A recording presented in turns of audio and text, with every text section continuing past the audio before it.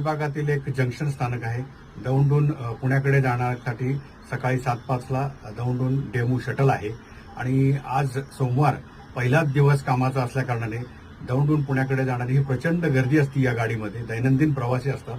तर यवत स्टेशन जवळ येताना धूर सदृश्य अशा इंजनपासून तिसऱ्या बोगीमध्ये काहीतरी दिसलं आणि प्रवाशांची एकदम धांदल उडाली, धावपळ उडाली. कारण गेल्या 8-10 दिवसात अनेक अशा घटना घडत आहेत की प्रवाशांच्या जीवाशी खेळ होत चाललाय. तर माझी रेल्वे प्रशासनाला नम्र विनंती आहे की याची सखोल चौकशी करावी आणि काय घटना घडली याचं नेमकं कारण शोधून काढावं. कारण दौंड पुणेमध्ये या विभागात विद्युतीकरण होऊन गेले 6-7 वर्ष झालेत तरी अजून लोकल काही सुरू केलेलं नाही. तर रेल्वे प्रशासनाला विनंती आहे की प्रवाशांच्या जीवाशी न खेळता लवकरात लवकर लोकल चालू करावी आणि प्रवाशांचा प्रवास हा सुखकर करावा. धन्यवाद.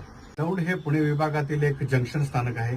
दौंडहून पुण्याकडे जाण्यासाठी सकाळी 7:05ला दौंडहून डेमू शटल आहे आणि आज सोमवार पहिलाच दिवस